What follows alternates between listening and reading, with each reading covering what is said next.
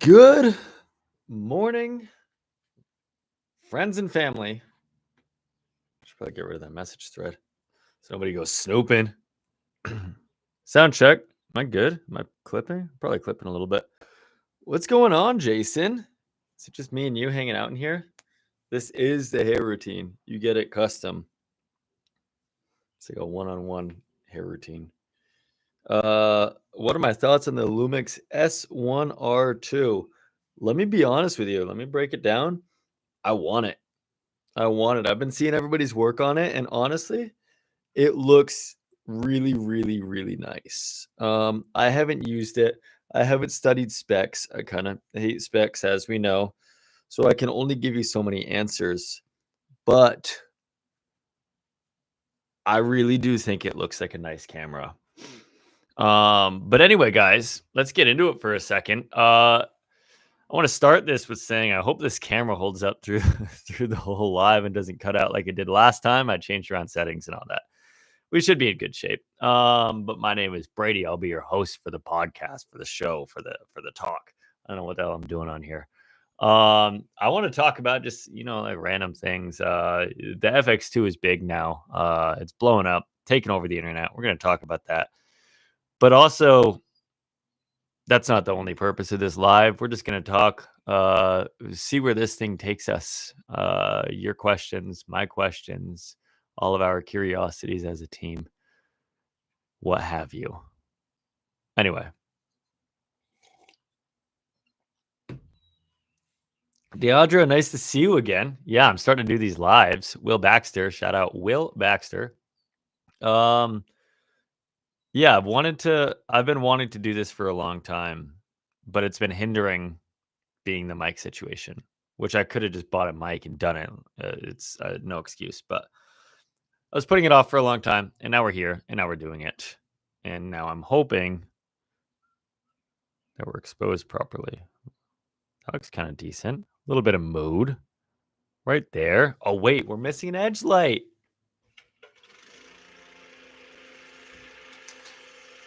There we go. Also, shout out to the neighbors. Pressure washing. That's better, right? It's just a household lamp. Cam Mackey, I love you. Cam Mackey's the inspiration, Deandra, that I've been doing these lives because he's been doing them a lot.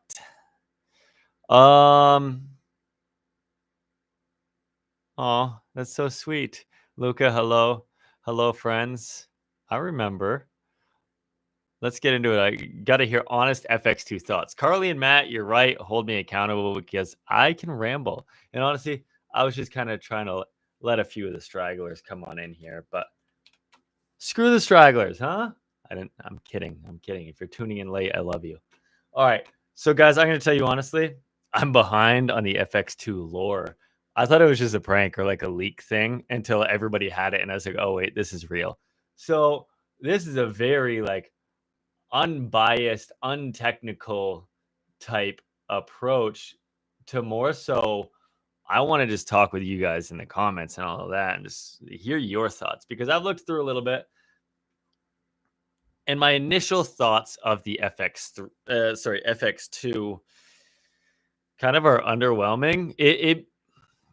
I would love to hear their thoughts as to the reasoning for why they launched this because it seems like it's going to be a fantastic camera. Does anybody know size also?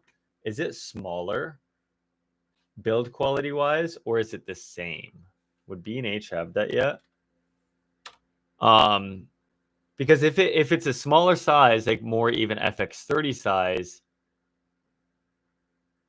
that could make sense. But what I see this as, okay, thoughts. It's not a complete. I'm not talking about it like it's a bust of a camera.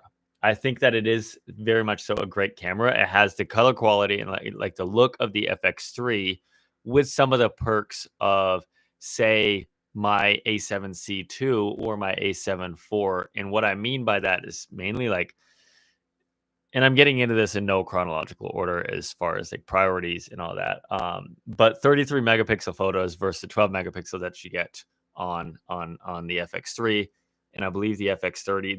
That to me is something that I would use as a go-to. I'm bringing one camera on a lot of projects, whether it's I can only afford to bring one camera to do everything, and I'm doing a mix of hybrid photo, video, or I don't know what's to come. I would take that over the FX3. There's the question of like crop sensor into 60. It goes 4K 60, but at a crop is what I heard. Correct me if I'm wrong, but 4K 60, but at a crop for me, I don't really care. I don't really shoot 60 that often. I'm a 24 frame kind of DP. Obviously, it has a time and place, but it wasn't like a huge game changer to me because I oftentimes will bring my A7 IV or my A7C2, which I'm on right now. That's why I keep pointing, instead of my FX3, because I actually like having that crop mode option. And for a variety of other reasons, sometimes the FX3 is too big for what I need. Let's head over to the comments.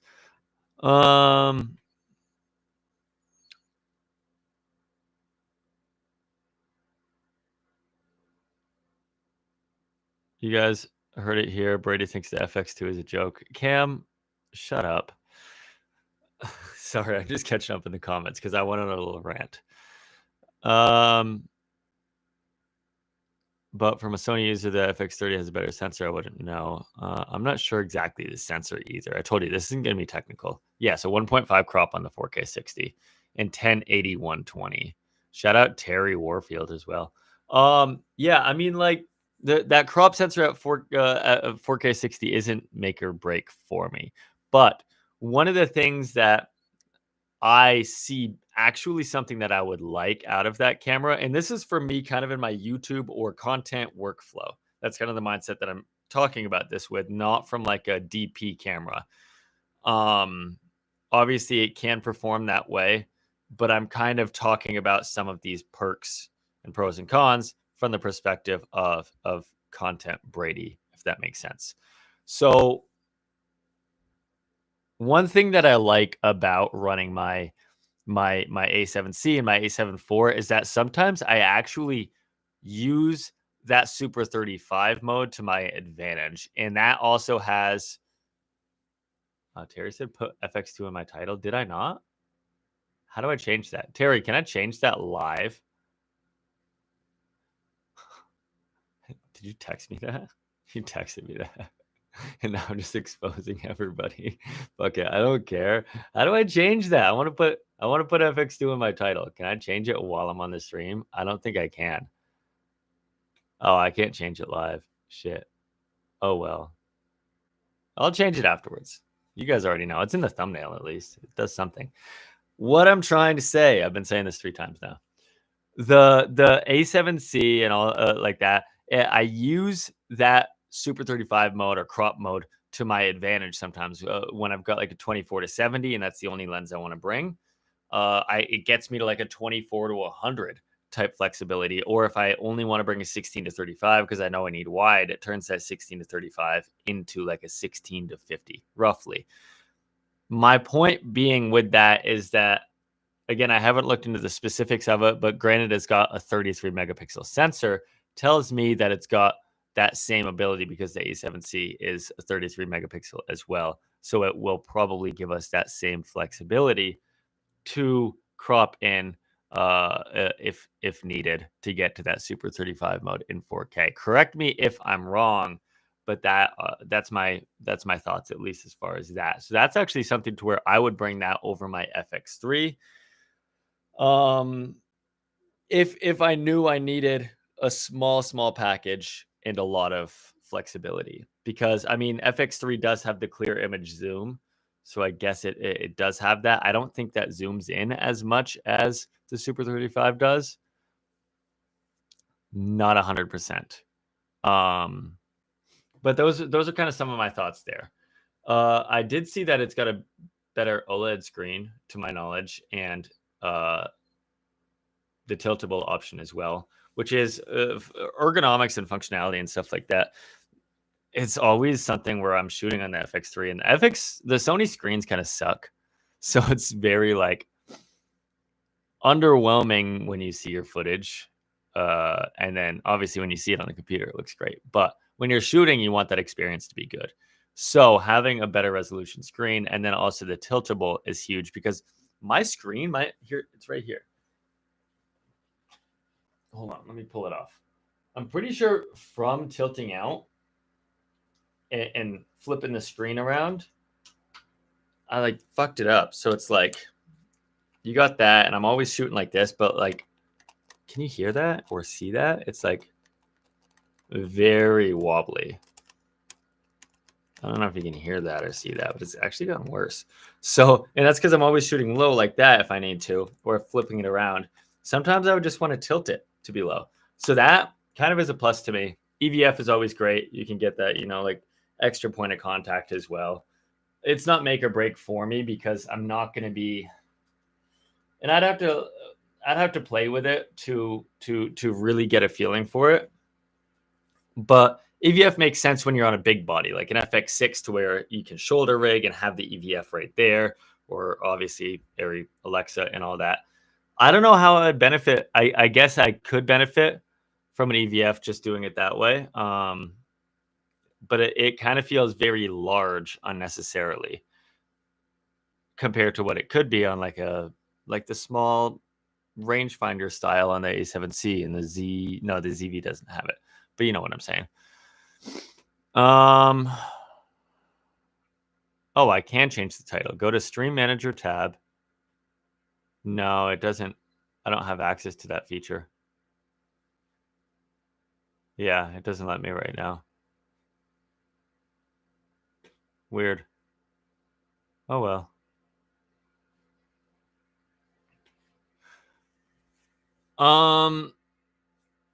Oh, Terry said, what mic am I using? Sounds great. Thank the Lord, because I just bought this and I have mic trauma from that one live I did with Brendan Washington.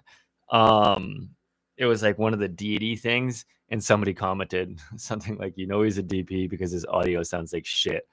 And I never did a live stream after that, strictly because of that one comment. So if that was one of you guys, I don't know, whatever. But I finally got a new mic recently because I've also been doing music shit. And no, I don't sing, but I like to fuck around. So I got this. It was used off Facebook Marketplace. It's an Audio Technica AT4040 condenser.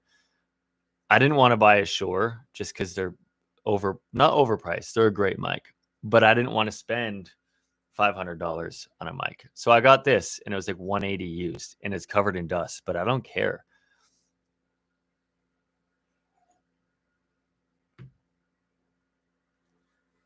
Studio 11, you saw my driveway rain sequence. Thank you so much. I actually had a blast on that video, guys. And by a blast, I mean it was fucking miserable in the moment, and I wanted to freak out. But it was fun, actually. I'm proud of that video. It was a really fun one. DeAndre said maybe once it's in your hands, you'll have a better understanding if it's a good camera or not. Honestly, I don't want to upgrade Big Della in the Lumix space, even with new drops. So I get where you're at. Sorry, I'm also bad at reading, guys. Yeah, I'm curious and it's from the speaking on like the Lumix to Sony, because I feel like that's kind of been a battle lately. I haven't used any Lumix.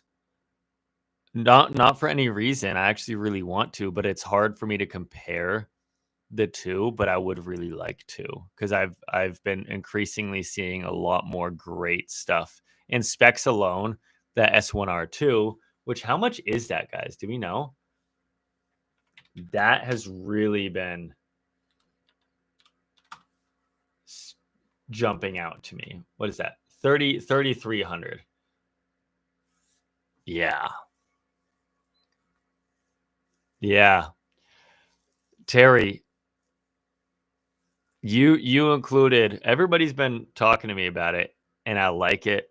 I like it a lot. There's a lot of features. Open gate's one thing, 6K is one thing, and built-in false color is one thing. That would all really benefit my workflow. So that's one perk that it's got. And at price point, it's 500 less than a fucking FX3 too, but I would have to switch over all my glass. Oh wait, S1 II and S1R. Are those two different cameras? No, there's an S1R2.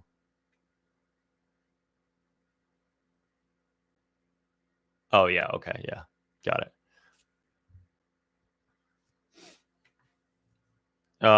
Scrappy Creative, what light am I using above my monitor? That is a Nanlite Pavo Slim 120.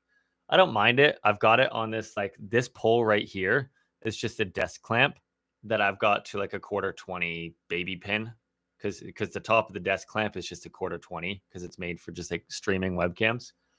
But I put like a little baby pin on that, and then I just put that on top of there, and the ballast is on the floor. It's not too bad. Sometimes it's kind of clunky. I really wanted to. I'll try to tilt up. I wanted to for just general YouTube stuff. I was thinking of because they've got these guys and like the 0.5. They're like this big or like split in half. They're really narrow, and I was like, I want to line like 2 up there, 2 or like probably 4 or 5 all along here, and then 2 over on the adjacent wall over there. So then I almost have like a full cove. Sorry, the audio probably sounds terrible.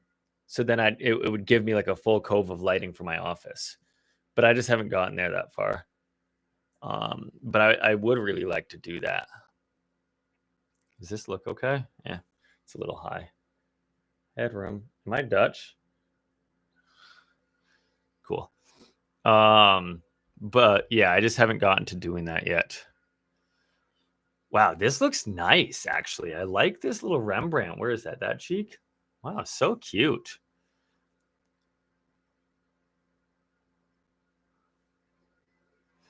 How did I record the audio for the last sequence in my video? Your filmmaking sucks.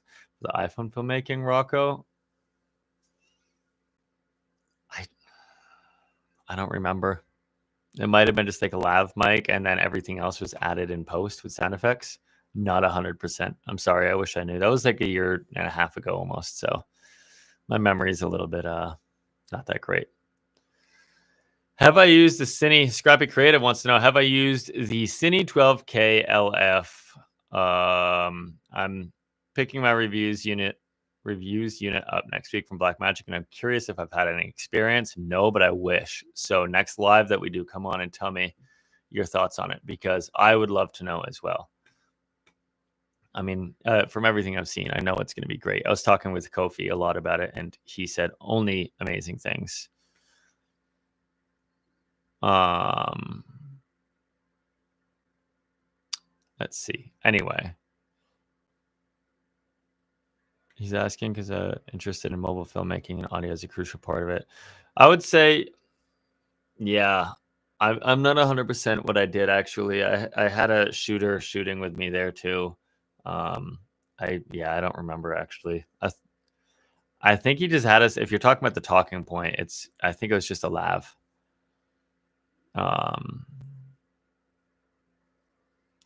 Cyril Haas wants to know, I love your opinion on the new Godox Lightmon 600R and buy. I actually don't know what that is yet. Let me see. Godox Lightmons 600. I haven't seen that. Are these just like point source? Okay. Oh, so they've got a full color and a bicolor is what it looks like. No, I don't know my thoughts on it, but I would love, Godox in a general sense, I'll talk about it. They've been stepping it up. I haven't used many of their stuff, but I've just been hearing through the grapevine and all of that. They've been stepping it up quite a bit. I think that, if you were to compare like Godox and Aperture, your color engine is going to be better in Aperture, your color rendition and all of that. But if you're going for output and still great quality, Godox is coming through the woodworks fast, I think. They're doing some, especially with their bigger products, their high output fixtures, their large light mats. I'm kind of eager to one day, maybe at Cinegear. Shout out Cinegear if you guys are going to go there. I'll be at Cinegear. I might be teasing a new something. We'll see. But yeah, maybe at Cinegear I'll go play with these because I've been hearing a lot more about them.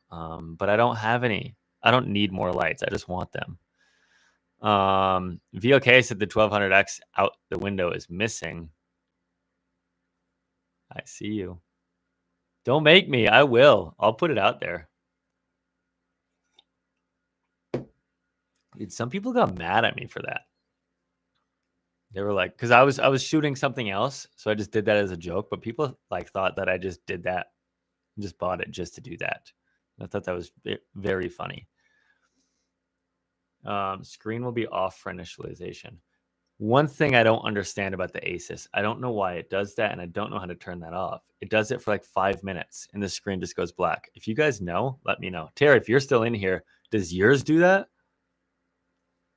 You can't wait to swing on me at Cinegear? That's crazy. All right. Why not? Who wants to see me versus Terry? Who wants to see that live? I'll stream it. It'll sound good with this mic.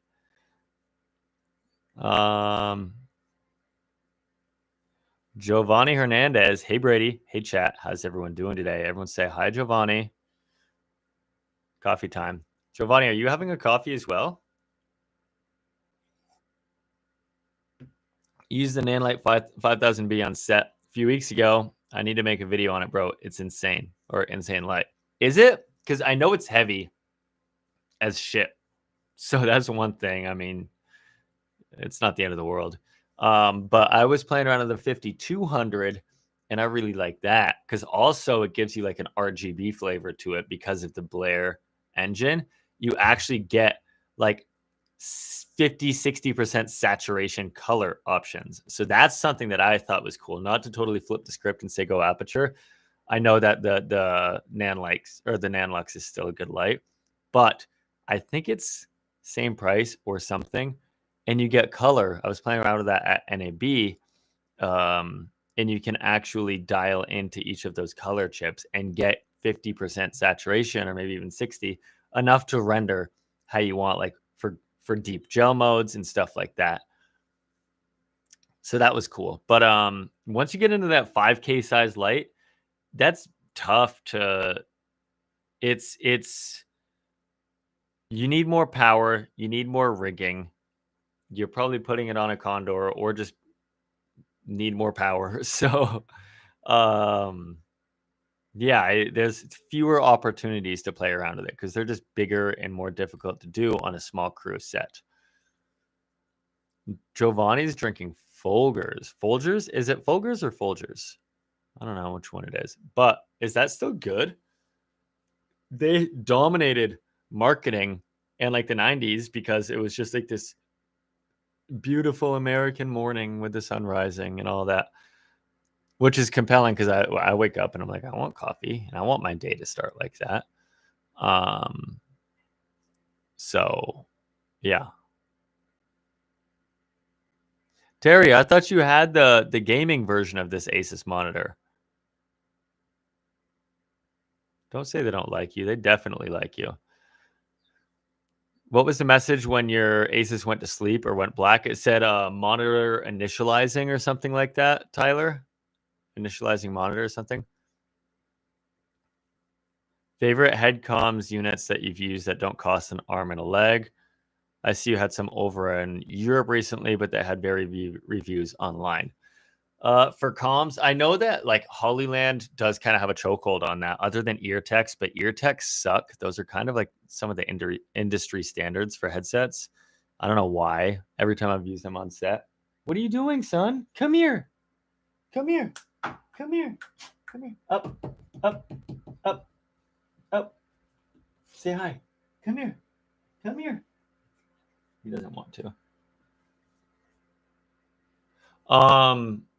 EarTechs suck. Hollylands are fantastic. I don't have any issues with them. We had the Axoon headsets out in Europe. I didn't have any issues with those. I think the range might have been a little bit further on them, actually, which is always good because the Hollylands, unless you've got some sort of base camp hub, I feel like it's a couple 100 feet too short all the time. Which, if you're working on small location stuff, it's fine. But if you're starting to really spread out and somebody's at the truck and somebody's at set or somebody goes to the bathroom or whatever, everything cuts out. And I think the Axoons had a little bit more range. Quality wise, I don't know. They worked. You heard clear. One thing I actually like about the Hollylands though is that when you mute and come down, you almost get a little bit like you feel that it's on. You don't hear anything. Like, I don't know what it is. Where the Axoons don't, or most don't.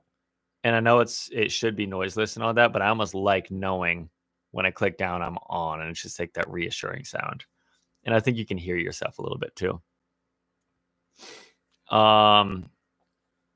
Tyler, you just bought an Asus monitor and haven't experienced it. It's probably some sort of setting because it doesn't look like it's doing something. It's processing or whatever.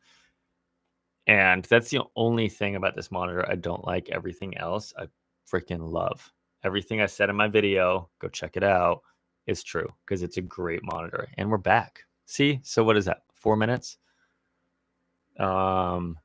Scrappy Creative about the Nanlux 5000 said it's heavy but no ballast. But I kind of like having a ballast. I don't like head control units. Yeah, at that point, you're probably going to have it on a DMX board and never touch it. But I don't know. I like having the ballast separate. And the ballast on the apertures isn't even big. It's smaller than the XT26 and CS15, which those lights kind of came and went fast, I would feel like, because of Blair. Let's see. Liam Underwood and Terry, be nice to Giovanni, all right? Liam Underwood. I just got my Mackie Molus. That's kind of a fun name for it. And very impressed by it via bouncing off of a large source. I'm telling you, it's actually a fantastic a fantastic little light, and it packs a lot of a punch. I like the Fresnel to it. RGB, it gets a little funky, but so be it with a lot of kind of those more budget RGB lights. But I really do enjoy using Cam's light. Don't tell Cam I said that.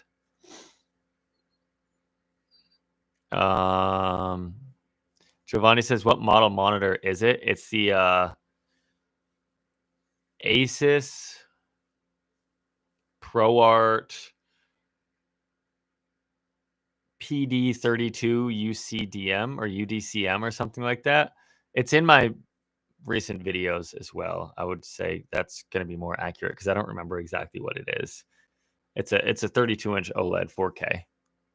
The cheaper one is like $1,800. They've got like a $3,000 one. I don't know what the difference is.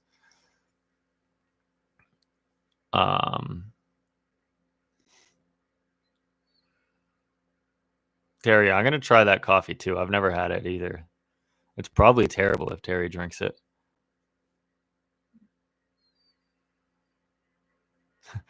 As a dad, you got excited when I said, "Come here, son." I got excited to see you with your kid, only to realize it's a dog. Listen, his name is Sunday, and Liv and I laugh about that because we talk about him in public. We're like, "Come on, son," and people probably think I'm talking to him like, "Come on, child," like, "Come here, son." And it's so funny because his name is just Sunday, and here's a perfect example. But no, I don't have a kid, but I do have a dog, so that's all we got. Anywho, how do I find a balance on set between getting what I want and time available, have an AD that doesn't like me and wants to fucking kick me off? I will use all of the time I'm given, whether it's 10 minutes or an hour and a half. I will use all of that, and I go till I can't. Not in like a drag everything out way, like why is he still taking so long? I'm still like always mindful of the flow of day, but if I know I can squeeze it and I know I can make it work without like destroying the entire schedule, I'm gonna do it because I'm a perfectionist. I'm always looking at the frame and I'm like, it could be better. So I don't know if that answers that, but yeah, I'm just always like my first priority is always like keep the day rolling. I don't want to be the reason why it's slowing down. But I'm also, as a DP, supposed to make sure it looks how I want it to look, and I got to get it there.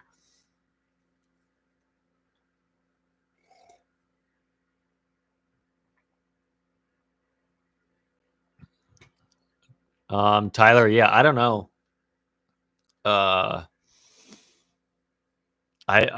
They did send it to me, and I didn't really hunt around for particular models. I saw that, and I was like, I actually really like it.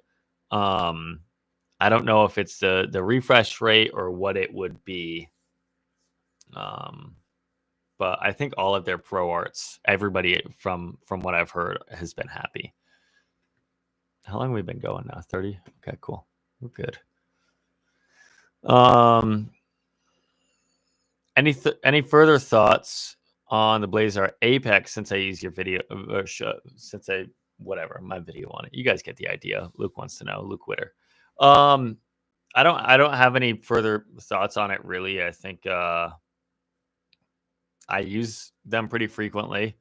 I wish that they expanded the line more. I kind of think that Blazar should spend time expanding each line before coming out with new stuff instead of just having these like little 2 or 3 lens kits. But the lenses themselves, I really like because I like getting that look. You could call it that Blazar look now, I guess. But sometimes with manual focus stuff, when I'm shooting alone, it just becomes very difficult to get that. Just focusing and all of that. And the Apexes are always my go-to when I want that. But yeah, I wish they had a longer, even like an 85 or even an 80. That could be fun. But no other thoughts on it. I know I'm gonna do something on the Mantis soon too. I've been busy. So anywho, what are my thoughts on getting a 100-watt construction light? Deandra, tell me more about this. Yeah, is this on Home Depot? Can I look at it? Where do I find this? Because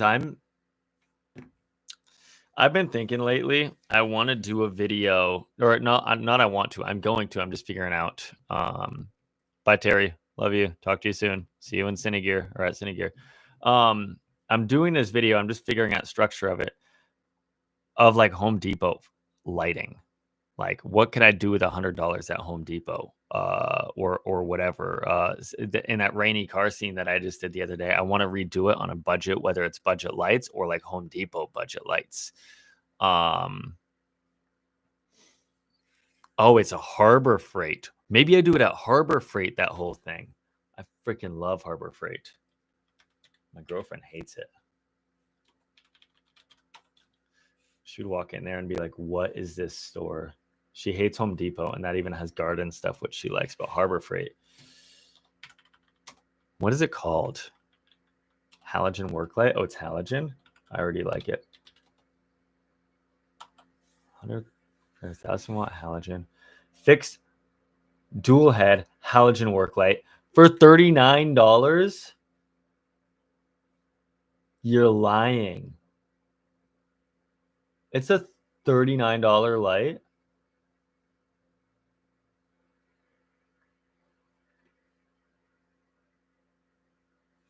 Shut up. I'm doing something with this. I don't know what, guys, what should I do with this? Look, so you can see it right here, right? Guys, it's one of these lights, $39 construction light. It's going to be tungsten balanced because it's halogen. We can gel it. What do I do with that for a video? I'm doing it. Like, I don't know if I'm going to get a bunch of them at 1,000 watts. And they've also got LED that are like 4,500 lumen. Like, but those are expensive. Let's keep it cheap. What do I do with it? A 1,000-watt halogen. That would probably be the equivalent with like maybe a 500-watt LED. But it would look good. It would be good quality because it's halogen. DeAndre, you just got me so excited about it. I don't have thoughts on it yet. Initial thoughts, it's just going to be like a big spill of light. So it would be tougher to control. And then you've got heat. That's an issue. But I would love to try that. I'm going to. Guys, help me brainstorm. I'm going to come up with some ideas.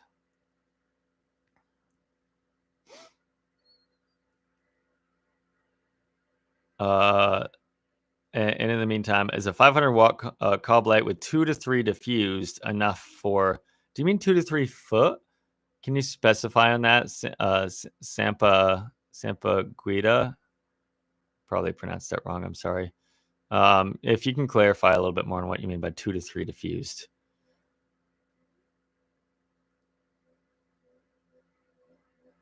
Oh, it might be the calibration appointments, Johnny. Thank you for looking online. That kind of sounds right. Yeah, Tyler said those get super hot. FYI, that is true. I used to work, when I would always work on my car in the garage, I had these, and they do get very, very hot. But I mean, like $40, guys, help me. Could I gel it without the gel melting? I would have to get a roll of gel and keep it like if this is the head of the light, I would have to probably keep it like out here or something, a few feet. What is that? I don't know, 3 feet or so. But yeah, because there's no way I'm putting a gel close to the face of that because it would melt. I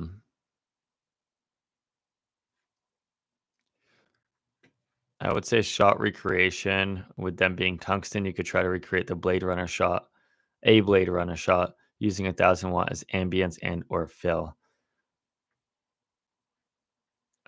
Guys, yeah, like let's come up with a scene, and then it can be like our video that we work on together that comes out using these 1,000 watt lights. Fuck, $40. I'm about to go to Harbor Freight today. I might I might play around with like one of my lighting video or one of my random videos being lit with that and just not tell anybody.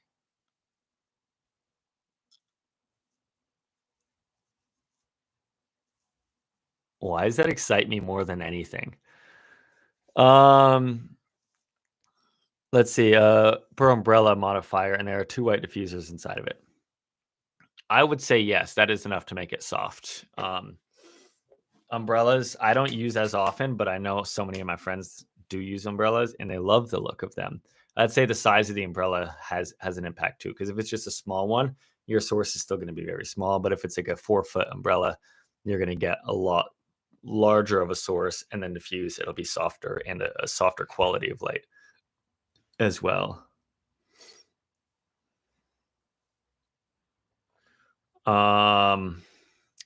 Sorry. Guys, keep throwing ideas of like random shit, not like specifics even, like a night scene with somebody jumping through a window or I don't know, something like that that we use this 1,000 watts. Let's get creative because I want to see what we do because I'm going to do this. Also, am I using a black mist 1/8? Oh yeah. There's a Tiffin Black Pro Mist on there. I didn't even know. That's probably why it's a little bit, you know. Tyler's seen a gel melt on a 1200D because it's clipped to the barn doors 100%. Even that people say LEDs don't get hot. They don't get hot like HMIs, but they do heat up once you get even the 600s I've melted. I've melted stuff on a fucking 120D, but that's because I had it in the soft box like right next to the chip. So yeah, that's gonna happen.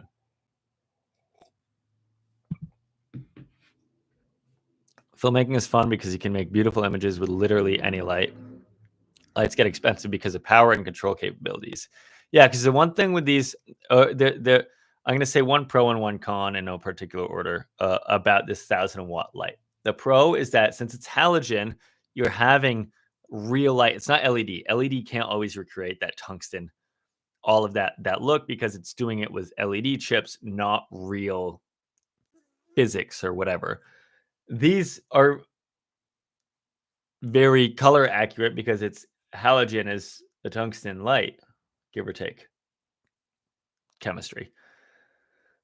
So quality, it'll look really nice.